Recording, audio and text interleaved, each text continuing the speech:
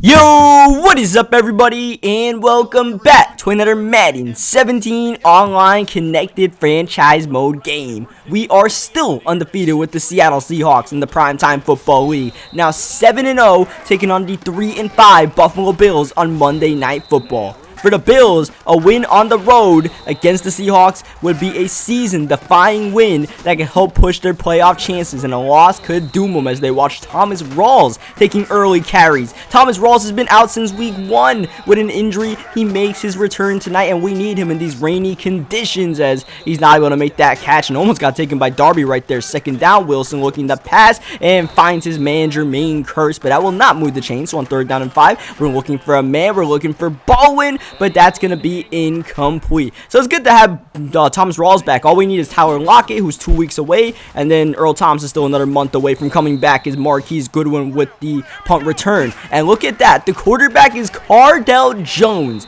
The Buffalo Bills guy traded away Tyrod Taylor for Alex Smith, and now doesn't even Alex Smith starting, and that might be a mistake going against the Legion of Boom. And it wasn't even the Legion of Boom that got him, it was the rain as we throw it, and that's actually going to be pass interference. And that was a bailout right there. I hit the wrong button. I meant to have the corner out right there, and somehow we got a PI out of it as we throw the screen pass to Jermaine Kearse, who's just going to walk in the end zone and score the TD off the turnover right there. Jones back for more. So Alex Smith is on the bench right now, the guy he traded for. Now the rookie Jones, as there's a flag on the field, we have to wait to see what that is before we confirm this play, and it's actually a holding play on Jordan Mills, so that gain of about 8.5 yards gets wiped out. Now it's 2nd down and 20, and Cardell Jones throws his 2nd interception of the game already. The rookie is struggling. This might have not been the right time to bring out number 7 as that pass is incomplete, trying to hit Paul Richardson on the run. Next play, Rawls. Definitely want to get Rawls some carries and get our ground game a little bit more established now that he's back. 3rd down and 7, gotta pass.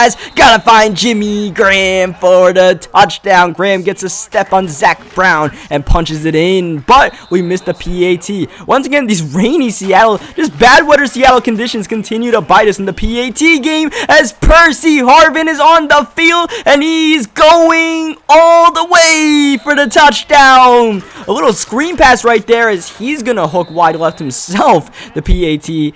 And yeah, a little screen pass to Percy Harvin, a missed tackle right there, and that big play. So that happened. We're not going to overreact to that. We're just going to, make sure we make the tackle next time and keep aware of the fact that he likes to do that, as that's going to be an incomplete pass. Nice hit by boy Zach Brown to knock that ball and moves back to Rawls, but after the hot start, Thomas Rawls is starting to slow down a little bit. 3rd down and 12, looking to convert on the outside, but Russell Wilson struggling a little bit. Ball placement not where it needed to be, and that's going to be an incomplete pass when it might have been a 1st down if he gives Kearse a chance to make the catch. And now 2nd down and 10. Gotta rely on that defense as we've done all season with the Seattle Seahawks. I mean, that's what the Seahawks do in real life. Might as well do it ourselves as 3rd down and 12. This is Alex Smith on the field, and Smith is gonna find his man Charles Clay for the 1st down. Now Smith actually came on the field to throw that little orbit screen to Percy Harvin for the touchdown. So Cardell Jones officially benched for this game. Alex Smith in and doing an okay job right now as they're borderline field goal range. 3rd down, play action, rolling out. Here comes pressure, not gonna get it off. Michael Bennett meets him at the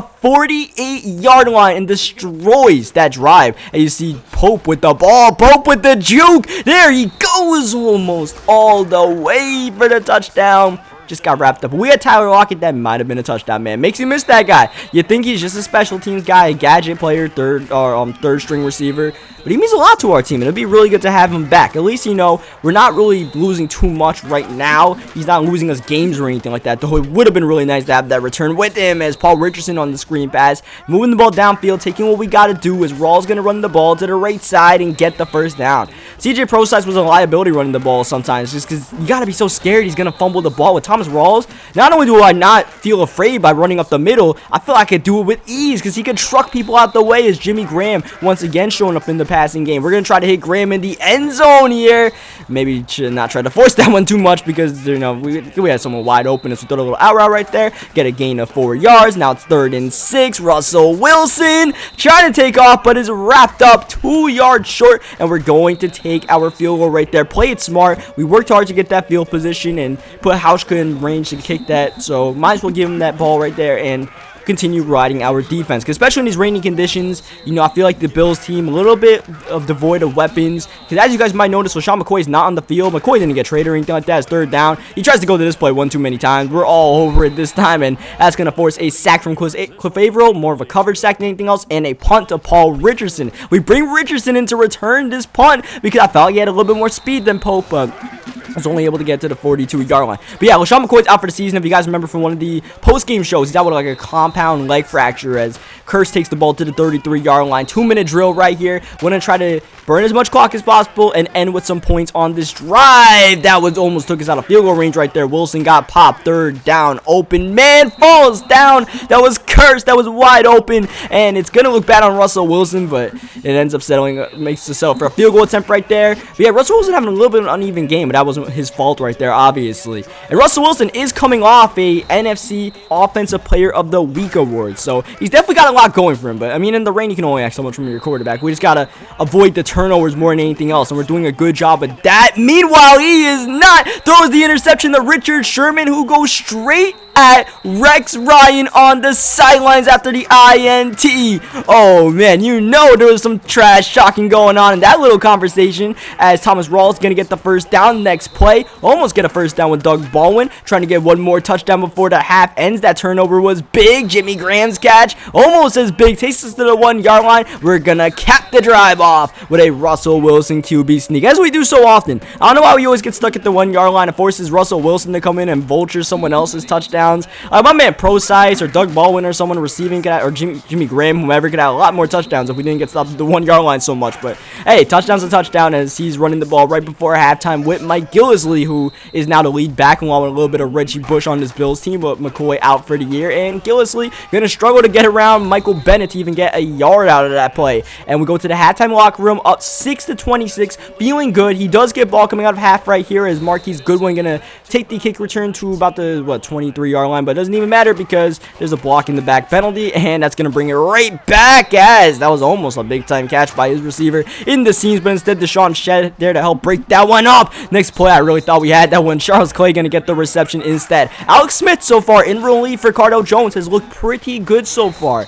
You know, he did throw that one long touchdown that kind of, you know, boosted up his stats a little bit, but he's making some good reads with Alex, and he's making some good throws. Unfortunately, that one didn't work out too well. Third down, back to the little bubble screen, and it's gonna actually work out to Percy Harvin for the first down. Can't really, you know, overplay that because we don't want to give up a touchdown, so he's just gonna have to get that. We're gonna have to make him work downfield, make him grind if he really wants to get a touchdown on this drive. Besides that one long touchdown, you know, we're doing a good job of that. And you see Gillis will get the first down. Once again, like I said, ever since Alex Smith came in the game, it feels like it's just been a calming presence for this Buffalo Bills team. Like I said, they badly need this win. Second down, went to that screen pass one too many times once again. Cliff Averill gets his second sack because of that bubble screen. Third down, he's lobbing it up again. You don't go at Richard Sherman or Deshaun Shed. Both of those guys are pretty locked down as that goes off the face of Paul Richardson, and we're only able to get the ball to the 4-yard line. Now these guys, I don't know, I don't think I mentioned this, as Doug Baldwin to get the catch and take us out of our own end zone, but I still have that stupid line on my screen, and I figured out how to take it off, this thing where like it automatically makes me juke and stuff like that. And you're going to see it for one more week. Next week's game, it's also going to be on, but I figured out how to take it off, so that thing will be gone. But in the meantime, Thomas Rawls is here and ready to ball. Look at him go. Rawls might have been gone if it weren't for that stupid precision juke to the left right there. That thing was costing me way more than helping me. It got me one good juke with Pope on that punt return, but besides that, that thing was just messing with me so badly. It was so frustrating, but you know, we're doing the best of whatever. I still don't know how I got put on, but, you know, it's on. We're doing good with it. See, Baldwin almost ate a hit right there because they try to make me spin or something like that. As he sends a blitz, we just throw it up for Graham right there. We had an open man, but kind of gave Graham a jump ball, and he delivered. Next play. Oh, Thomas Rawls in the flats. That's a touchdown if he's able to turn upfield, but he tried to do both too quickly, and that was a touchdown for Thomas Rawls if we didn't spin. Third down and 7. Wilson going to try to take off, but taken down for a sack by Kyle Williams, and we settle for another Steven Hauschka field goal, which I don't mind doing because we're about heading to the fourth quarter. We have ourselves a 23-point lead. He needs a lot of things to happen to try to come back in this game. But I'm just frustrated we didn't get that touchdown with Thomas Rawls just now because of that stupid precision spin move. There's a wide open lane to the right. But you know what? We'll fix that eventually as we head to the fourth quarter. He continues trying to throw these lobs as Sherman and Shed, but they're just too big and too strong to really be lobbed on. You really need those tall receivers that can straight up burn those guys to take advantage. We haven't really seen that much this season as Sammy Watkins. We haven't seen many positive impact from him so far today as he goes to the screen pass to Watkins, gets the first down right there. And once again, he takes these little dump down routes. Not really the worst thing in the world because it kills a lot of clock. As Alex Smith, I don't mind him taking a hit either right there because it might fumble, or he might fumble or he might get injured. One of those two things as he throws this little bubble screen going nowhere. Defense is playing well. He has not reached the red zone yet, which is something the Seahawks have done very well this season, keeping opponents out the red zone. He just got the 1-1 touchdown, 4th and 4. He is going to get the first down to Jerome Felton, but he's already burned up 5 minutes on this drive. We're doing our job. That drive is going to end on the interception by Steven Terrell. The user interception. My man put his hands in the cookie jar. Not the best decision he made on the day. Let me just say that as Thomas Rawls is going to try to milk some clock. Breaking the tackle. Almost broke out the big one right there instead of gaining 3. 3rd down.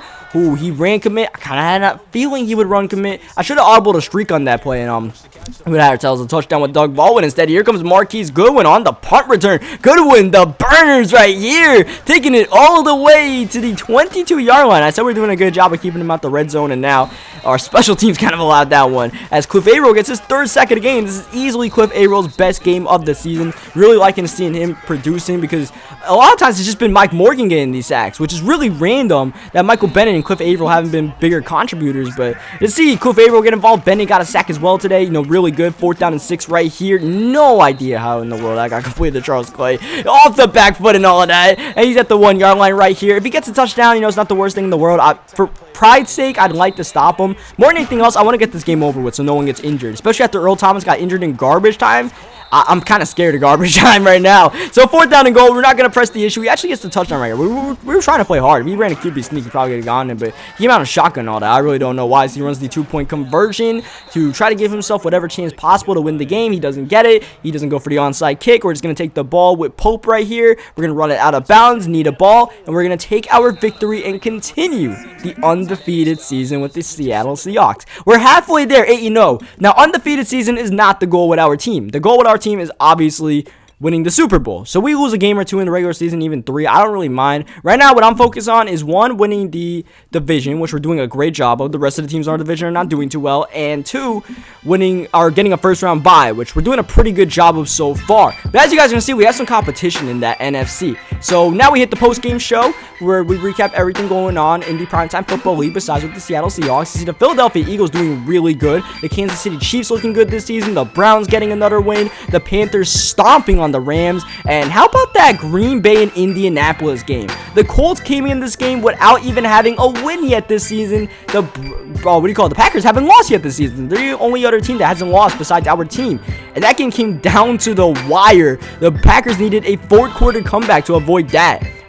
Whatever loss that would have been, I don't know, it would have been really bad or what. As you see, the Browns doing very well in a kind of stacked AFC North, but the Browns are just running away with the division. The other team's got to fight for the wild card spot. The AFC South, the opposite is stacked. The Titans have a chance at 3-6 to win the division. That's just like, yeah. The AFC East, you got the Patriots doing pretty good right now, but the Dolphins are on their neck. We knocked the Bills a game backward and really hurt their chances of getting themselves a division win. And then the AFC West, a lot of really good teams here. We have the Chiefs that are 7-1. The Raiders came off a really good win against, I believe, the Broncos, and they're leading the division right now at 8-1. The Packers undefeated at 8-0 after their last game. The Lions within striking distance, as well as the Vikings. You see the Panthers are 7-1. The Eagles are 7-1. And that's exactly what I'm talking about. I'd love to get a first round bye, but our competition in the NFC is to where if we lose 2 to 3 games, we might not get that first round bye because they're all playing so well. So the last thing I want to leave you guys with a little food for thought right here before we end the video is the MVP race. Pretty interesting right now. Jonathan Stewart first and Russell Wilson second.